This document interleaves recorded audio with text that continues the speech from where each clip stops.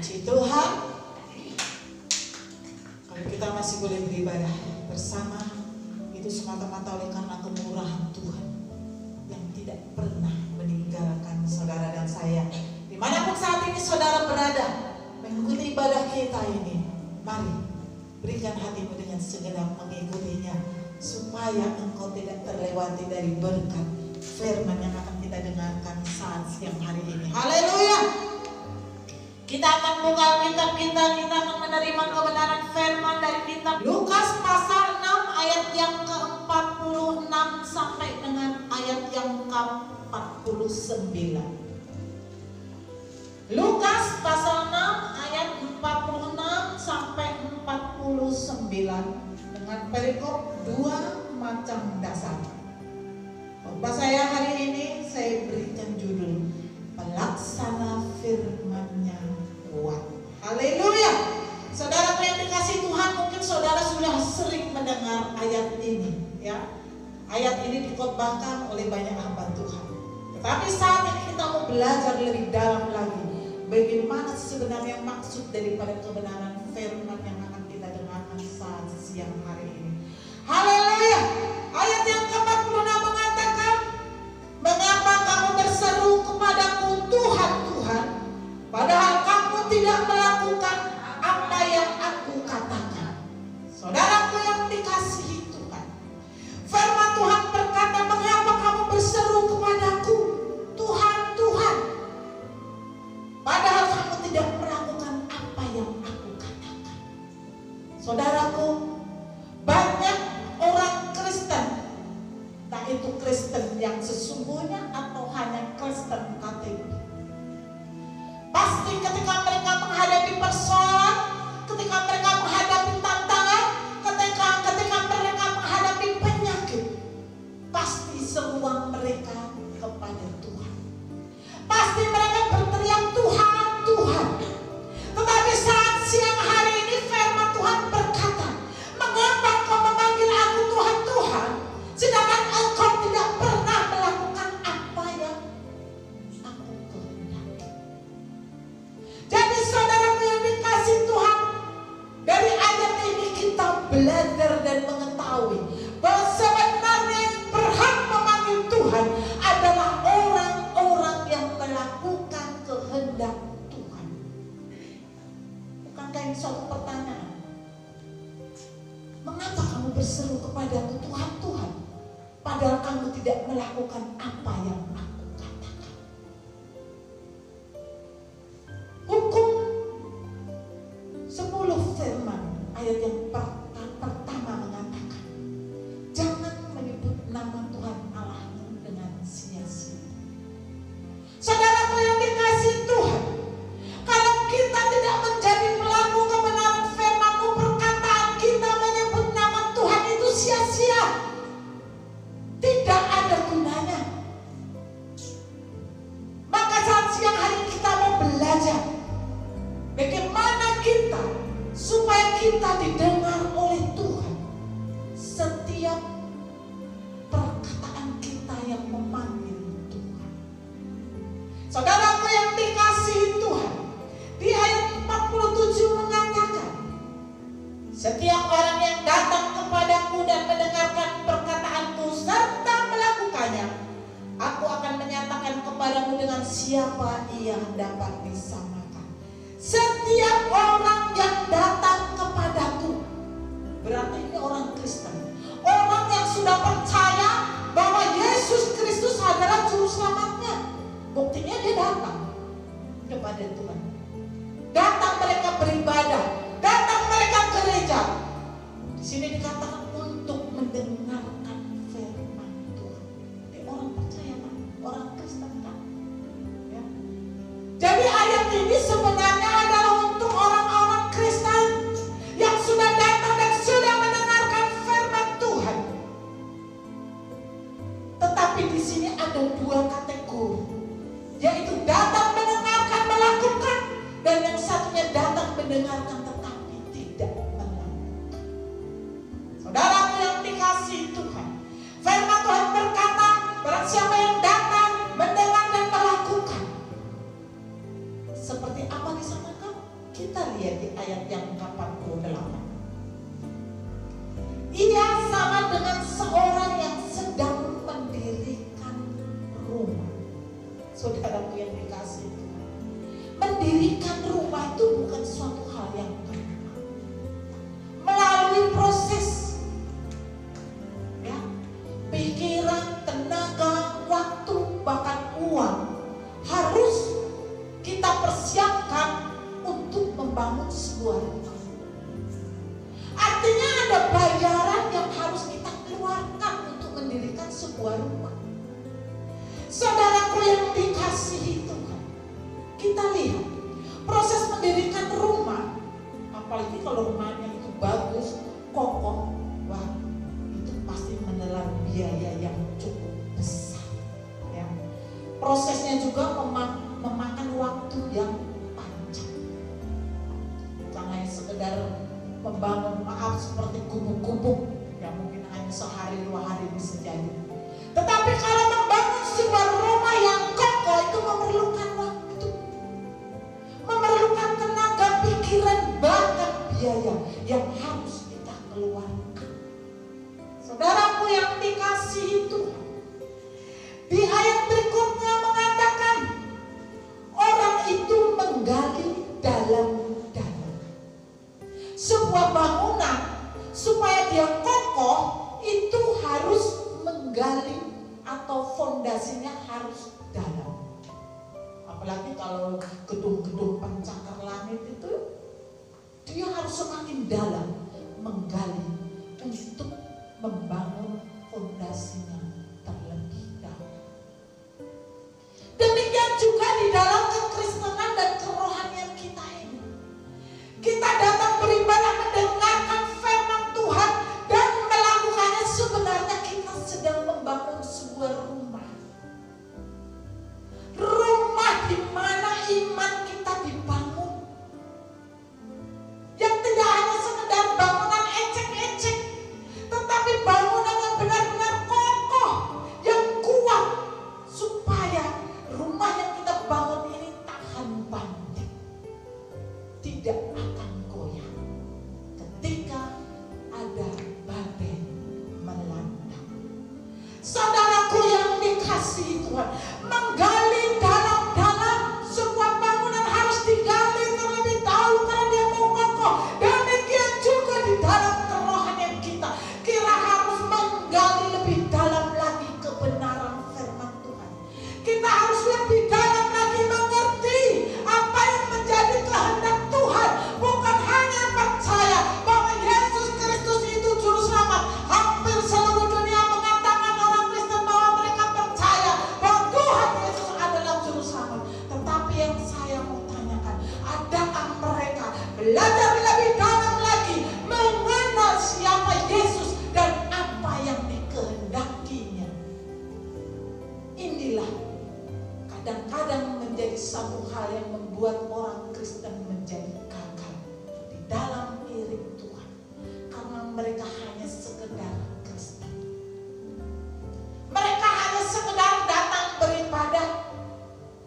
Mereka hanya sekedar datang mendengarkan firman Tuhan, tetapi mereka tidak sampai menjadi pelaku kebenaran firman Tuhan. Padahal kunci keberhasilannya itu di pelaku kebenaran firman Tuhan. Untuk apa saudara datang beribadah? Untuk apa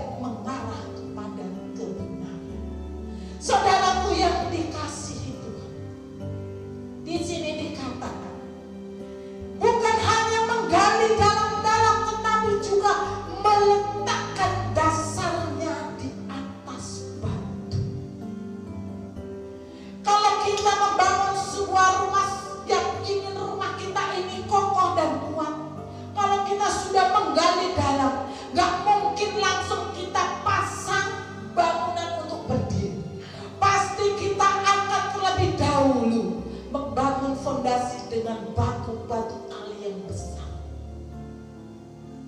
Batu-batu kali yang dicampur dengan semen sehingga menjadi keras, suatu fondasi yang kokoh yang kuat. Itulah yang akan memegang bangunan saudara naik ke atas. Kenapa fondasi ini diperlukan? Semakin tinggi bangunan itu, maka semakin banyak goncangan yang akan dialaminya. Maka perlu fondasi yang kuat. Fondasi yang kuat harus ada di atas batu. Saudaraku yang dikasih itu, kita baca di dalam kitab Efesus ya. Efesus pasal 2 ayat 19 sampai 20. Mari saya minta satu orang membacanya. Efesus 2 ayat 19 sampai 20 saja dulu. Haleluya. Dengan suara yang lantang supaya semua orang boleh mendengarkannya. Efesus 2 ayat 19 dan 20. Demikianlah kamu bukan lagi orang asing dan pendatang, melainkan kawan dari orang kudus dan anggota-anggota keluarga Allah, yang dibangun di atas dasar para rasul dan para nabi, dengan Kristus Yesus sebagai batu penjuru. Haleluya.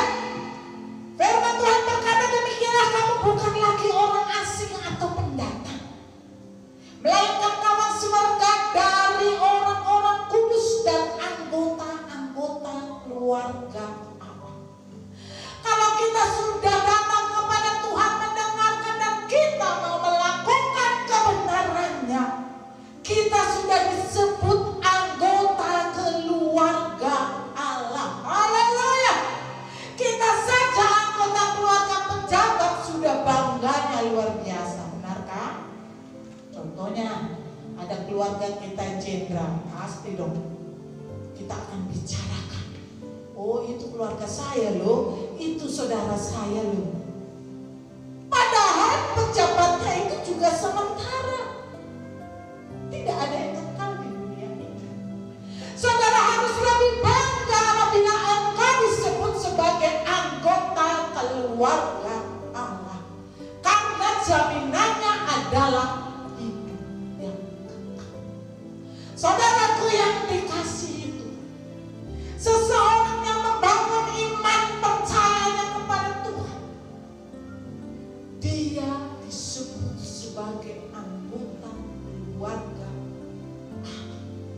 Dan lihat, ayat yang 20 mengatakan yang dibangun di atas dasar para rasul dan para nabi, dengan Kristus Yesus sebagai batu penjuru. Saudara yang dikasih Tuhan, kita ini bukan orang asing lagi bagi Tuhan. Orang-orang yang melakukan kebenaran firman Tuhan bukan orang asing lagi, tetapi mereka orang yang sudah dekat dengan Tuhan. Bahkan di sini dikatakan yang dibangun di atas para rasul dan para nabi, yang artinya iman percaya kita ini dibangun atas pemberitaan firman yang disampaikan oleh para rasul dan para nabi, di mana tentunya itu bersumber daripada Tuhan Yesus Kristus sebagai batu penjuru. Jadi fondasi saudara untuk membangun iman saudara, membangun rumah kerohanian kita harus di atas batu penjuru, yaitu Yesus Kristus yang kita sembah saat siang hari. Saudaraku yang dikasih itu, kenapa banyak orang Kristen yang gagal? Karena mereka membangun imannya ecek-ecekan, semaunya sendiri. Dipikirnya membangun iman itu semudah membalikkan tangan. Tidak. Ada proses yang cukup panjang yang harus kita alami supaya benar-benar kita mempunyai iman yang kuat di dalam Tuhan. Mari baca yang ayat 21 sampai 22 dari kitab Efesus 2 tadi.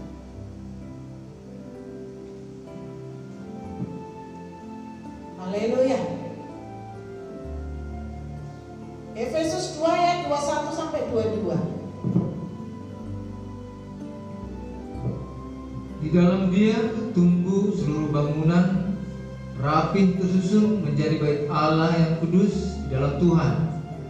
Di dalam Dia kamu juga turut dibangunkan menjadi tempat kediaman Allah di dalam Roh. Haleluya. Di dalam Dia tumbuh seluruh bangunan rapi tersusun menjadi bait Allah yang kudus di dalam Tuhan.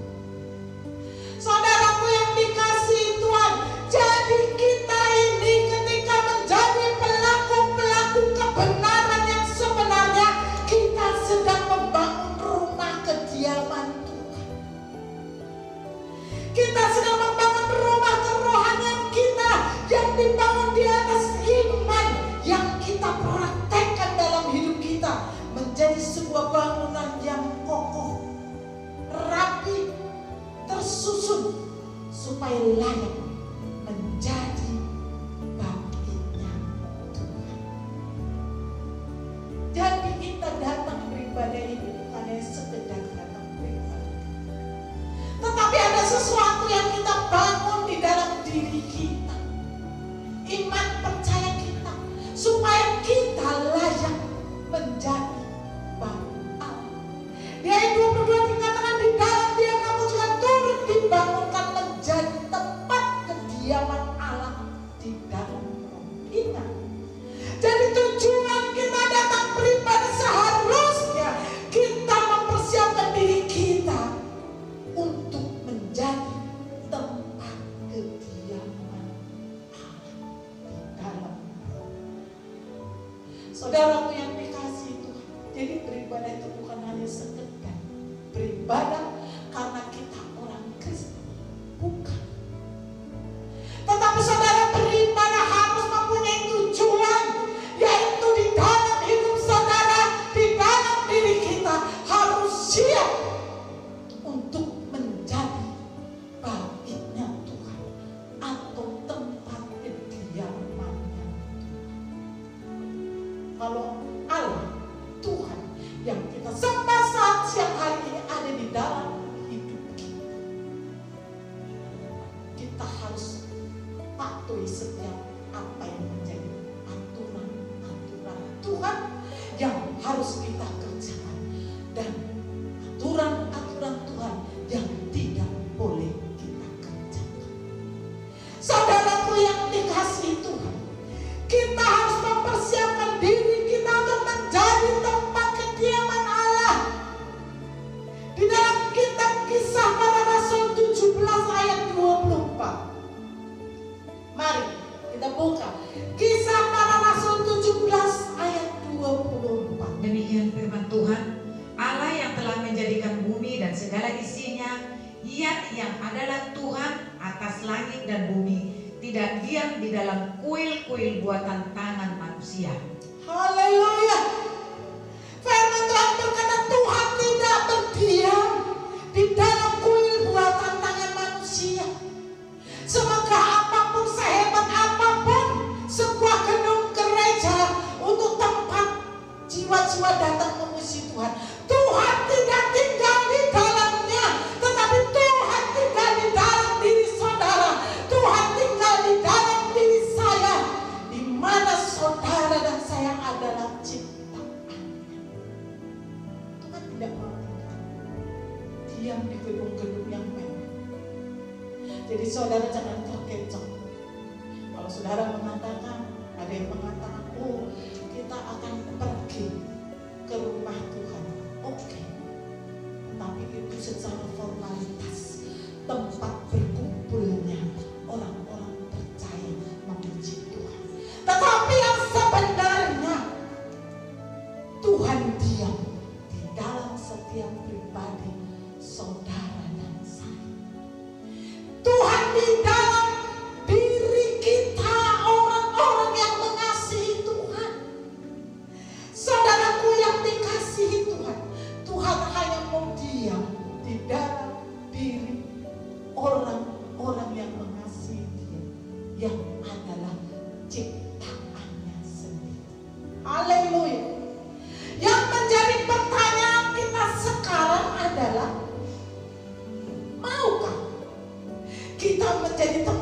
kediaman Tuhan.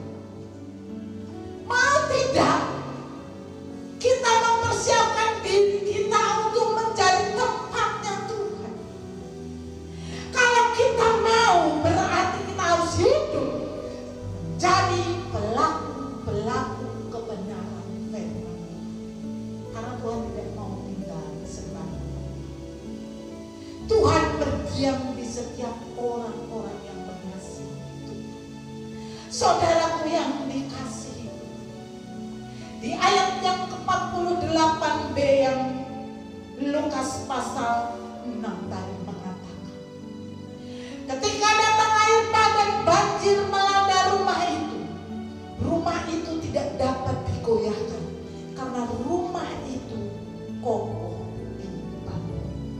Saudara yang dikasihi Tuhan, sekalipun ada persoalan, ada tantangan yang melandanya, rumah yang dibangun di atas firman Tuhan yang bersumberkan daripada Yesus Kristus sebagai batu penjuru, itu akan tetap kuat, kokoh, berdiri menghadapi semua persoalan dan tantangan yang terjadi. Bahkan pada saat hari Tuhan pun firman Tuhan berkata, pelaksana firman-Nya itu kuat. Mari kita lihat ayatnya. Yoel pasal 2 ayat yang ke-11. Yoel 2 ayat yang ke-11. Demikian firman Tuhan. Dan Tuhan memperingatkan suaranya di depan tentaranya, pasukannya sangat banyak, dan pelaksana firman-Nya kuat. Betapa hebat dan sangat dahsyat hari Tuhan. Siapakah yang dapat menahannya? Haleluya. Sekalipun hari Tuhan datang begitu dahsyat, tapi firman Tuhan berkata, pelaksana firman-Nya kuat. Artinya apa? Pelaku-pelaku kebenaran itu akan tetap kuat menghadapinya. Saudaraku yang dikasihi Tuhan, sehingga kita datang beribadah ada satu arti dalam hidup kita, memperbaiki diri kita. Bukan hanya sekedar datang beribadah pulang, tidak ada perubahan dalam hidup kita. Harus ada perubahan di dalam setiap karakter hidup kita. Kalau kita mau menjadikan diri kita rumah Tuhan. Haleluya. Saudaraku yang dikasihi Tuhan, sekalipun ada persoalan dan tantangan, firman Tuhan berkata, pelaksana firman-Nya kuat. Sekali lagi saya sampaikan, pelaksana firman-Nya kuat. Apapun yang menjadi persoalan dan tantangan dalam hidupmu, sekalipun itu persoalan yang membumi seperti pandemi virus corona ini yang sampai saat ini belum berakhir. Siapa yang dapat menolong saudara? Siapa yang dapat melindungi saudara kalau bukan tangan Tuhan yang luar biasa itu? Saudaraku yang dikasihi Tuhan, kadang-kadang masih ada kecemasan. Bagaimana nanti ya kalau kita membuka ibadah lagi bersama? Saudaraku yang dikasihi Tuhan, untuk itulah kita ada di tempat ini. Kita harus sehati, kita harus berdoa. Mulai sekarang untuk setiap jam-jam ibadah kita ada naungan tangan Tuhan, ada kepaksaan Tuhan melindungi kita semua yang hadir di dalam setiap jam ibadah kita. Itu menjadi tanggung jawab kita bersama, bukan hanya tanggung jawab pendeta. Saya mendengar di Surabaya baru dibuka masjid dan gereja, sekarang ditutup lagi. Saudaraku yang dikasihi Tuhan, untuk itu saudara dan saya harus siap berperang habis-habisan melawan segala virus supaya tidak pernah mengena kepada kita yang mengasihi Tuhan. Haleluya. Saudaraku yang dikasihi Tuhan, di ayat yang ke-49 mengatakan, akan tetapi barang siapa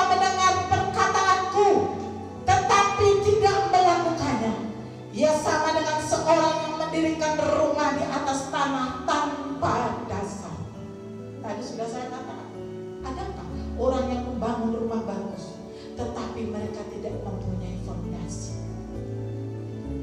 Itu orang yang bodoh. Itu orang yang bodoh. Kalau dia membangun rumah tetapi tidak ada fondasinya jelas, ketika ada masalah, ada badai, ada banjir, pasti rumah itu akan roboh. Dan bukan hanya sekedar roboh, tapi firman-Nya Tuhan mengatakan, ketika banjir melandai rumah itu segera roboh dan hebatlah kerusakan. Saudaraku yang dikasihi, jadi sia-sia kan? Habis dana, habis uang, habis tenaga, habis pikiran, habis waktu, tapi rumah yang dibangunnya roboh ketika menghadapi tantangan dan peristiwa. Haleluya! Saudaraku yang dikasihi Tuhan, serajin apapun engkau datang beribadah untuk mendengarkan firman Tuhan, tetapi apabila engkau tidak menjadi pelaku kebenaran firman Tuhan, itu sia-sia. Tidak ada guna, tidak ada guna. Karena ketika engkau berpersoalan, ketika engkau bermasalah, engkau pasti kalah. Karena yang tidak ada yang menopang engkau, tidak ada yang memberikan kekuatan kepadamu, engkau pasti kalah. Oleh karena itu kedatangan kita beribadah, baik secara langsung tatap muka, baik secara online, mari mulai dari awal lebih baik dengar, datang dengar dan lakukan firman Tuhan, daripada engkau tidak pernah mencapai apa yang menjadi tujuan Tuhan yang sebenarnya. Saudaraku yang dikasihi Tuhan, hebatlah kerusakan. Kenapa hebat? Karena tidak ada yang menolong. Kita lihat di dalam kitab Yesaya. Mari. Yesaya pasal 1 ayat yang ke-15. Haleluya. Yesaya pasal 1 ayat yang ke-15. Apabila kamu menadahkan tanganmu untuk berdoa, aku akan memalingkan mukaku. Bahkan sekalipun kamu berkali-kali berdoa, aku tidak akan mendengarkannya, sebab tanganmu penuh dengan darah. Haleluya. Saudaraku yang dikasihi Tuhan, firman Tuhan berkata, jika engkau menadahkan tanganmu untuk berdoa, aku akan memalingkan mukaku. Tuhan tidak mau melihat saudara. Bahkan sekalipun kita berkali-kali ingat, berkali-kali berdoa, aku tidak akan mendengarkan engkau. Luar biasa. Mengapa? Karena tanganmu penuh dengan darah. Bukan berarti kita menjadi pembunuh. Ini adalah gambaran bahwa masih hidup di dalam dosa. Saudaraku yang dikasihi, maukah saudara mengalami hal seperti ini? Maukah saudara ketika saudara berdoa tidak dengar Tuhan? Maukah saudara ketika engkau sudah berkali-kali, kenapa Tuhan, kenapa Tuhan? Seharusnya saudara introspeksi di dalam diri. Ketika doamu tidak dijawab, tidak dijawab, tidak dijawab, apa yang salah di dalam diriku?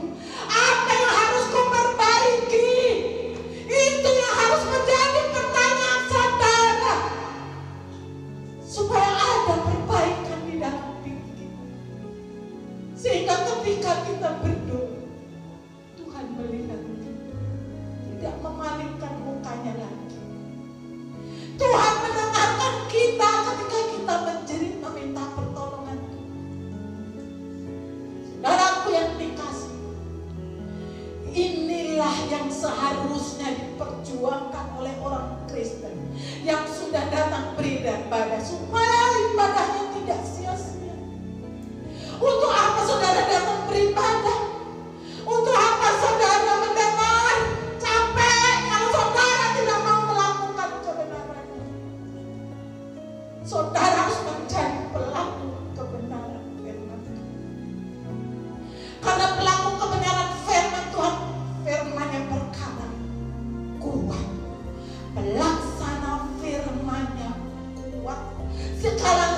sedangkan hari-hari terakhir pun mengalami persoalan yang membumi pun, pelaksana firman-Nya kuat.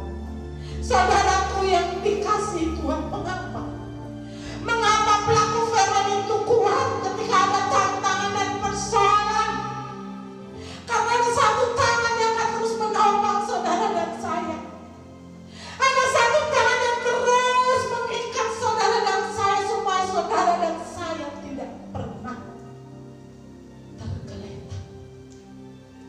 Maka ada pujian yang mengatakan, tangannya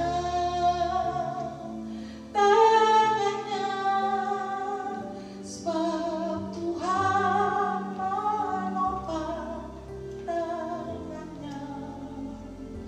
Apabila ia jatuh tak sampai tergeletak, sebab Tuhan menopang tangannya. Haleluya! Saudaraku yang dikasih Tuhan, sebab Tuhan menopang tangan-tangan orang yang mengasihi Dia.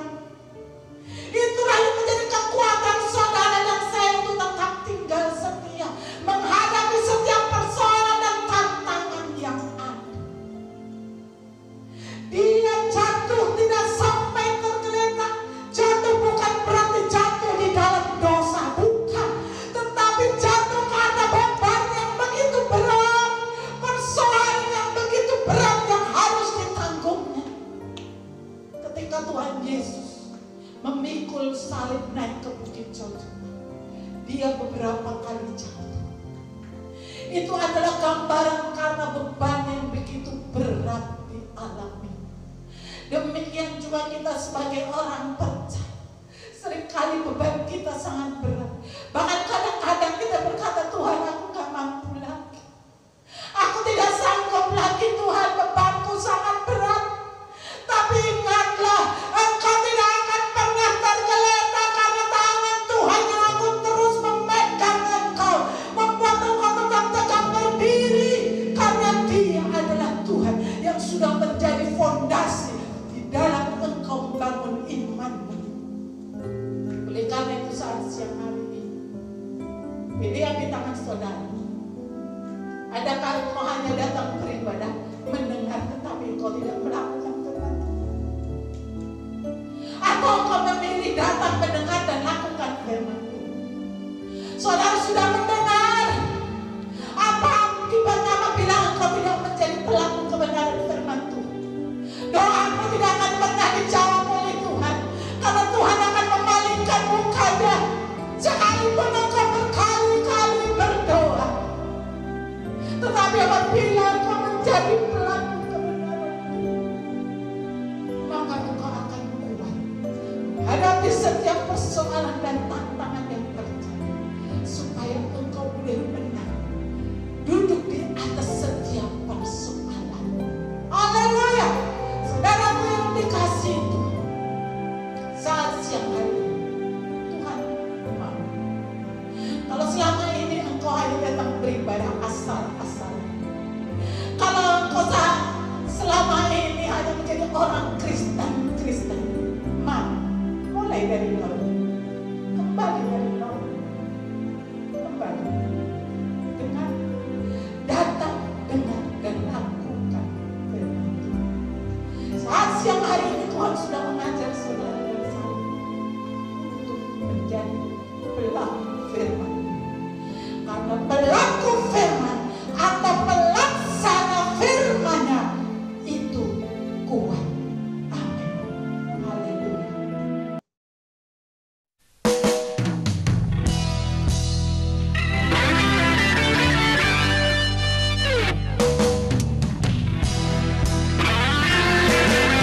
Olansada na umuli ima Jesus spaluai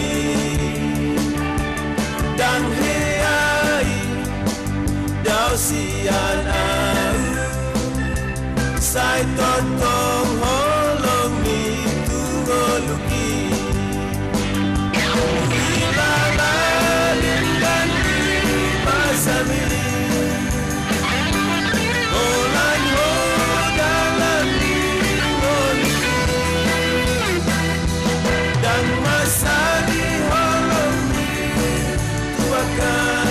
so